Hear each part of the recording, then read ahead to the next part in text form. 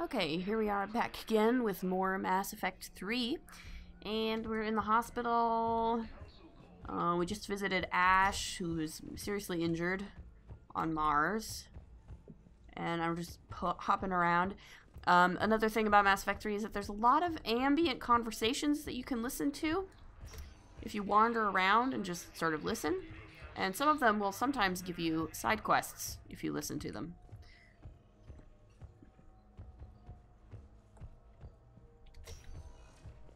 But it's harder. Didn't expect to see you again so soon. Well, we need to prescribe you another round of antibiotics.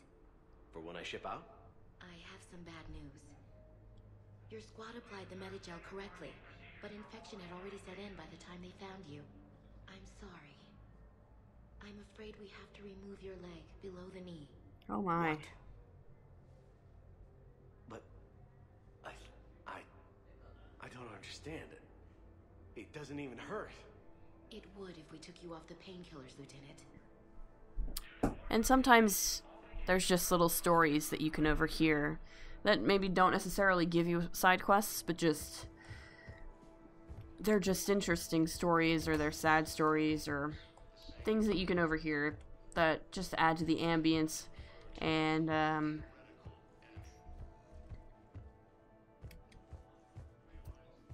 what I also really like about the Citadel in 3 is that, as you can see, I'm now in basically civvies, and no weapons.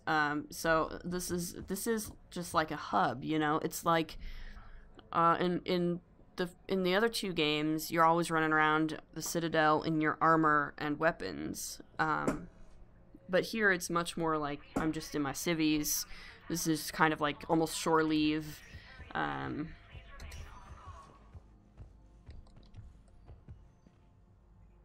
Nothing for me yet? Okay. There will be some stuff here later on. I just can remember when and where to find it. It sort of depends. Some of the things don't pop up until a little later. We were deployed to Tiptree. It's a small human colony. We were supposed to help with evac. The enemy was landing. Just scouts, the Turian things, a few of the big ones. We were spread over half the continent, getting colonists to shuttles, wiping out husks. It sounds like you were doing good work. Could I have a gun? I'd feel a lot better. Just tell me what happened at Tiptree. Yeah, we'll probably find out what happened at Tiptree in fits and starts here. But let's go. We should probably go talk to the council, I guess. Please select one moment, please. I like how the elevator knows your name, too. That's awesome. Now arriving at Presidium Embassy. Let's see. There might be something over here. Please tell the Primacy that the Vol Protectorate wishes to assist with the Alliance project. We had a Prothean obelisk that might have helped. Ah. Sadly, it was lost in the Shrike Abyssal. I see. Nevertheless, we are committed to helping both the Turian Empire and the Human Alliance. So we can find their obelisk for him. It might help even more. Thanks. I might do Avina. I mean, Avina's pretty much the same as she's always been. But, you know, we might talk to her eventually. Just not right now. Hello, dear. Perhaps you can help me. I'm looking for my son. But we spoke about this already. I told you about his mission and... Nonsense. I just filled out the paperwork. Oh dear. He's very punctual when he's on the field. He checks in every week. Only, he hasn't checked in for a while now. A month. Anyway, I'd like to file an expedited contact request. Yes, of course, ma'am. But the notes on his file state he's not under a contact ban. Oh, you already looked. How kind of you. I'm just so worried. It's not like him to go quiet so long. As soon as I get news, ma'am, I'll let you know as soon as I get news. Thank you. You're such a nice young woman. You know, you remind me of my daughter-in-law. I feel like the Asari she's talking to is probably at least 500 years older than her, which is why that's funny. but also really sad. Most of the things you overhear are incredibly depressing. Like, they're just super, super depressing. There is no anti-humanity conspiracy here, Ms. Al-Jalani. Oh, boy. The Council's simply not granting interviews at this time. My viewers are going to know that CSEC and the Council are denying them access. Listen, lady, you think I like playing gatekeeper between the paparazzi and the politicians? I don't have time to babysit them, and I'm not here to hold your hand. Well, I'm camping out until I'm granted an audience. Fine. I hope you brought a sleeping bag. Jeez. Commander Shepard? Commander, humanity has questions. I bet they do. Damn press. See, you're keeping the peace? Yeah, I feel like a glorified doorman. Most people would see it as a move up. Wedged in here with all the stuffed shirts, I'd rather be back down on the streets. I appreciate the higher pay grade, but I'm not a political creature. So why'd you take the job? It's actually explained in the comics, but why'd you take the job? If you didn't want to be upped, why'd you accept?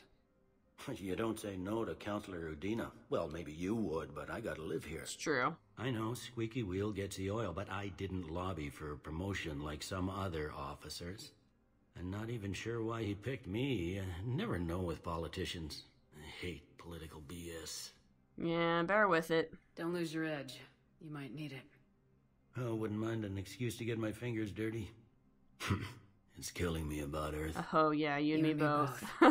I haven't been back in years. Now I may never. If this ain't the end of days, it's pretty damn close. Yep. Yep, that's Bailey. He's telling it like it is. Yeah. What else was I gonna say? I was gonna say something.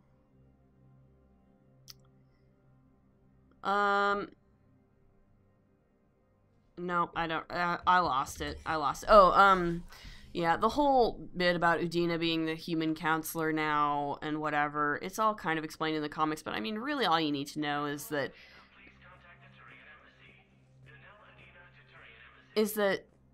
Anderson obviously hated the job, and so basically the first chance he got to dump it on Udina, he took it.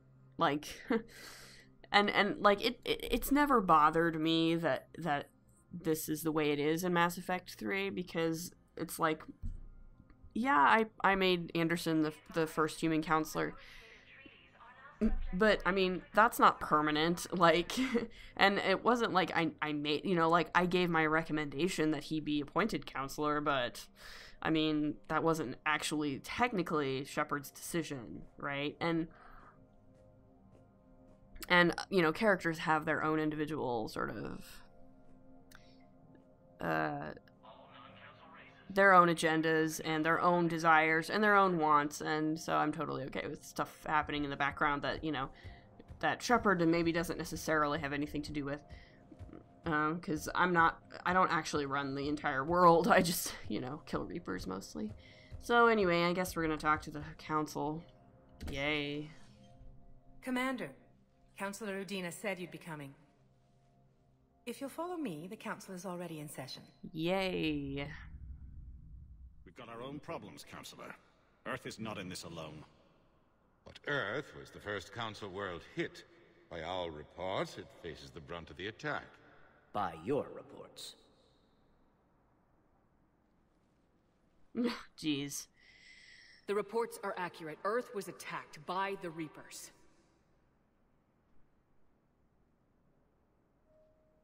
And it's just the beginning.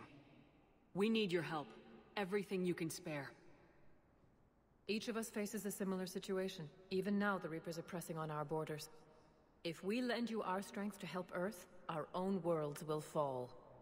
We must fight this enemy together. And so we should just follow you to Earth?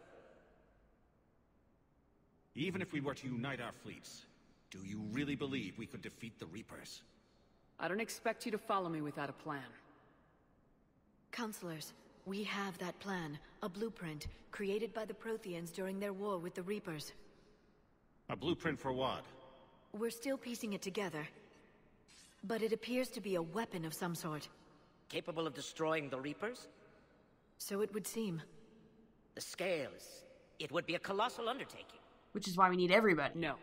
I forwarded the plans to Admiral Hackett. The remnants of the human fleet are already gathering resources to begin construction. Our initial calculations suggest it is very feasible to build. If we work together. Have you considered that the Reapers destroyed the Protheans? What good did this weapon do? It was incomplete. There was a missing component, here. Something referred to only as the Catalyst. But they ran out of time before they could finish building it. Do you really believe this can stop the Reapers? Well, I think we have to try whatever we can, because whatever we do is going to be a Hail Mary. Like, we can't worry about certainties at this point, because it's either try or die at this point. Liara believes it can work, and so do I. And while I haven't always agreed with Udina, he's right about this. We need to stand together, now more than ever. The Reapers won't stop at Earth. They'll destroy every organic being in the galaxy if we don't find a way to stop them.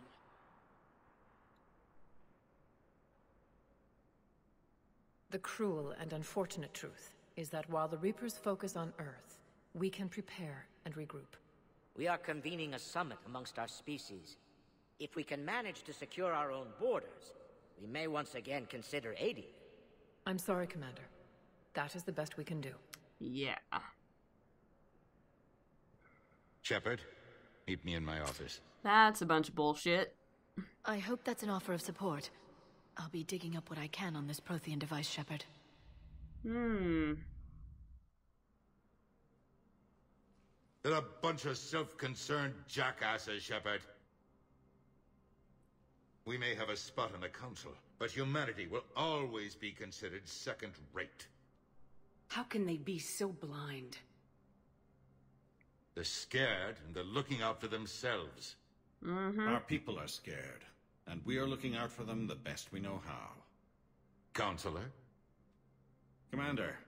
Yeah, I can't that's give you awkward. what you need, but I can tell you how to get it. Okay. I'm listening. Primarch Fedorian called the War Summit, but we lost contact with him when the Reapers hit Palaven. Those meetings won't proceed without him. The Normandy is one of the few ships that can extract Primarch Fedorian undetected. So that helps me how? So far, you've only explained how I can help you. It might seem that way, but the leaders of this summit will be the ones deciding our future. The fate of our fleets, where they fight, and with whom.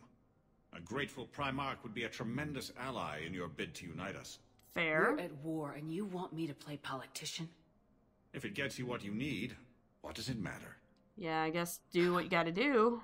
It's bullshit, Our but... latest intelligence says that the Primarch was moved to a base on Palaven's largest moon. I've done all I can to help. The rest is up to you. Great. That's awesome. There is one other thing. The Council wanted me to tell you. We've chosen to uphold your Spectre status. Great. And various resources will be made available to you. Good day. Well, that went well. It's a start. I'll talk to the others in the meantime. See if we can support this summit. I guess, move things along. Yeah, I mean, at least they're sort of reaching out a hand in a way to help. Like, they're doing something, and they're not just saying, no, we can't do it. But I think it is interesting, though, that what Ash said in the first game about how, you know, you love your dog, but it's not human, and if it comes down to it, you're gonna sacrifice your dog to save yourself. Yeah, it's pretty literally coming true right now. Like, that's literally what the Council's doing right now, is they're saying, you know what, we like you, humanity, but right now, we're gonna throw you to the wolves so that we can protect our own asses. Like, that's literally exactly what Ash said would happen, and it's happened. So yeah, shocking. Not shocking at all, actually. It's exactly what you would expect them to do. Yeah. Udina. Udina's probably got some stuff to say. The Council. You saved their lives. And for what? Yeah.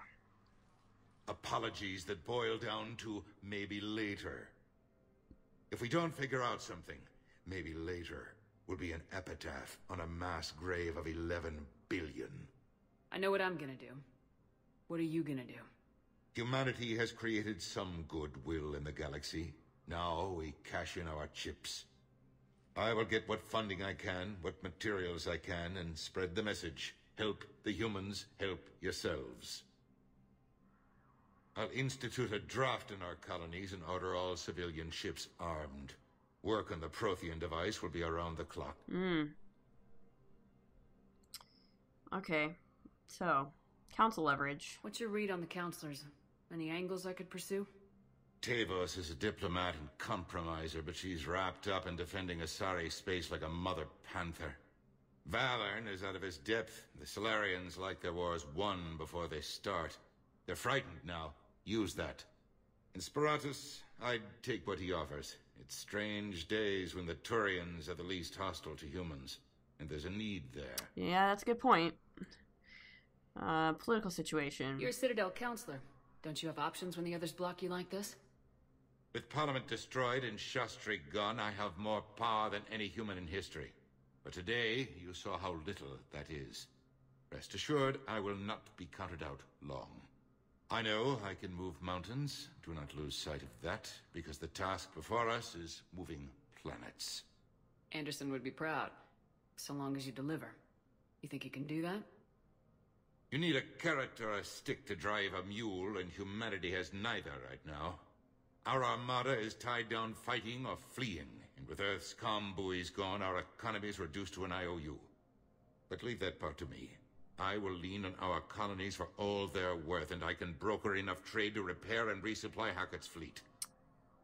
Earth. Any news from Earth? There is constant news. All of it bad. Yeah. The Reapers are destroying satellites and the old nuclear missile silos, along with everything else that could help.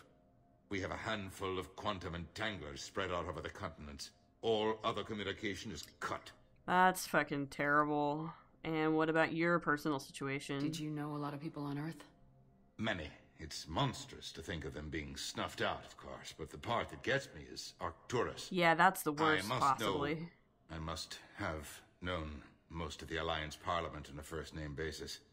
I required a second VI just to track all their birthdays and anniversaries. Rose Garden stuff, but to have it all gone. I mean, that's kind of callous, but also, wow. Yeah, Arcturus Station was sort of the center of human government, and, yeah, it was pretty much obliterated, so what he's saying is literally, like, pretty much the entire government of humanity is now dead, and he's pretty much the only one left. So, like, he's basically in charge of all of humanity right now. That's I should go. Quite a situation to be in. Whereas, like, Shepard is, like, the military leader, right? Is, like, the one military leader that humanity can rely on to, you know, who might actually be able to help defeat the Reapers. Udina is, like, the one with, basically, he has the reins of government, what's left of the human government now, because there's literally nobody else left. Just the massive scale of the death. Yeah, this is a special place for Spectres. I have a Spectre terminal here. Welcome to the Spectre Information Processing Center. This terminal offers secure information access and support for authorization of covert operations or requisitions. It is restricted to operatives currently on active duty with special tactics and reconnaissance. Any operation requiring payment can be executed at the terminal nearby, which supports secure and untraceable financial transactions. Okay. Quarian Fleet Intel. Quarian Pilgrim Genvalan Narnima on the Citadel received a large credit transfer from the fleet. Genvalan purchased tech, including high-end weapon mounts and kinetic barrier emitters, from several ship service centers. On Ilium, another Quarian pilgrim, unidentified, was observed searching for a ship traveling close to the Perseus Veil. The pilgrim was later heard saying that his pilgrimage was recalled. Data suggests the Quarian fleet is withdrawing its pilgrims and upgrading ships for combat somewhere near the Perseus Veil. This could be a reaction to the Reaper invasion, but no formal offer or request for assistance has come. Intel suggests the Quarians may instead be preparing for conflict with the Geth. Yeah. Which is exactly what we were worried about in Mass Effect 2, and now it seems to be actually happening, which is, pain. So here's our requisitions. Obviously I can't afford any of these yet, but these are, basically this is the master level gear, like what you had in Mass Effect 1. This is the master level Spectre gear. So once we have enough money for that, it'll be nice. This here is a nice little firing range, to basically, you can practice using the different weapons available to you to see what they do and decide which weapons you like best, just on training dummies. I'm not going to do that right now. I don't need to. I might do a little bit off camera just to remind myself of which weapons I want to use once I get a few more. Right now, it's not really that big of a deal because I don't have that many, but later on in the game, when you have a lot of weapons to choose from, it can kind of help to have an idea for how they shoot and what they do and which ones are better in which situations. Commander Shepard. Oh boy. Commander, the people of the Alliance have questions. Uh-huh. Commander Shepard, Kelisa been seen in Al-Jalani. Yeah, Isn't it true that you were on Earth when the Reapers attacked? How do you justify running away while millions of people on Earth die? Is that the best we can expect from the Alliance? Ugh. I came to get help for Earth. For everyone. What about all the people suffering while you play politics with the Council? What about them? How can you stand here while our families die? What are you going to do?